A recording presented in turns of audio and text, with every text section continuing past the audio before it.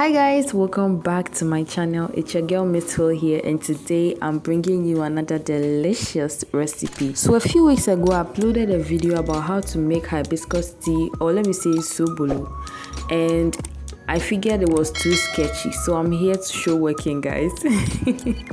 So please go ahead and subscribe to my channel, turn on your post notification bell so you don't miss out when I post any new recipes. Let's get right into this video. So I started off by adding my hibiscus leaves to a big pot, and then I added in some water, covered it up and allowed it to sit for about 3 to 4 hours. Then I put it on my fire to boil.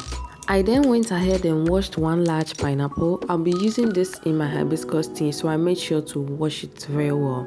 And I peeled it, separated the peels in one bowl and the fruit itself in another bowl. And I went in and added it to my hibiscus tea, which was already boiling, by the way. Mostly I add it at the beginning before putting my tea on fire, but just go with the flow. So just a little tip, I noticed that the full hibiscus leaves produced less juice than the leaves that were a little broken up into smaller pieces. So you can take note of that when you go to the market. I'll see if I'll get a picture, I'll put it on the screen so you know the differences. Then I went ahead and prepared my spices for this sobolo drink, and you're going to need some ginger. I was feeling lazy to peel my ginger, so I made sure to wash it very well so that there was no sand around it, and I chopped it into rough pieces and I kept that aside. So I then added in equal parts dry pepper, alligator pepper, or a straw wisa, or a foam wisa, one of the wisa, and some Negro pepper or hwintia, and finally some cloves. And I went ahead and checked on my sobolo again. So when I checked on my sobolo, it was ready, and I went ahead and I set that aside to cool off before continuing the process.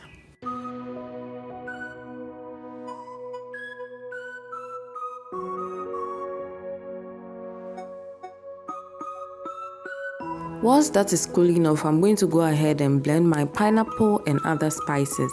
So for the pineapple, you don't have to add a lot of water.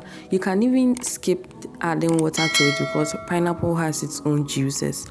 But I didn't trust my blender too much, so I added a little water to up this level and I blended that. Then I went ahead and blended my spices as well. For this, you can't not add water. You get me?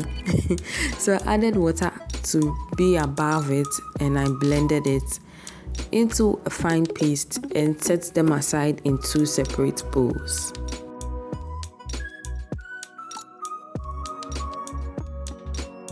By this time our drink had cooled off a bit, so I went ahead and sieved this into a big pan. You want to sieve this because you want your drink as smooth as possible, no interference when you are drinking it. So I sieved this because it was whole leaves. I didn't bother sieving it a second time. But if you have a smaller sieve, you can go ahead and use that. This is what I had, so that's what I used. Mind you, I was making this for a client, so I made sure to make everything as good as possible. So I went in and I sieved it. This is what I got after, and I added some more water to my remaining hibiscus leaves, let that sit for a few hours, and I put it on fire for a second batch. So at this point, I'm sure you've gone through the process already. So this is it after sieving in my second batch. I then went ahead and added my remaining spices.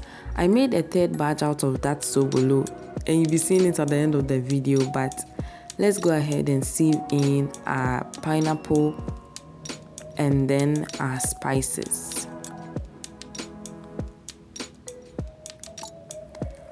For the spices, you have to make sure you add it in little by little because you want to be in charge of how spicy your drink is.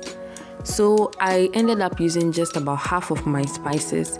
Then I went ahead and added in my pineapple flavoring, just about this much. and I added in my sugar.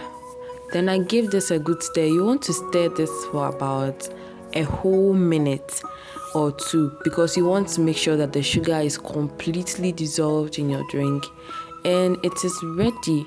Go ahead and bottle this up. I was making this for a client, as I said, so I made sure I bottled it up. And this Sobolo I'm pouring is from the 3rd batch, so it looks very light, but trust me, it was very good. Yes. About the remaining spices, you don't have to throw it away. You can keep it and use it to make your soups, your stews, steaming chicken, steaming meat, anything in the kitchen that requires some spices. You can go ahead and use this for that. But that's it for today's video. I hope you enjoyed. Please don't forget to like and subscribe. Leave a comment in the comment section below. Let me know you are here. And until next time, I love you guys so much. Bye.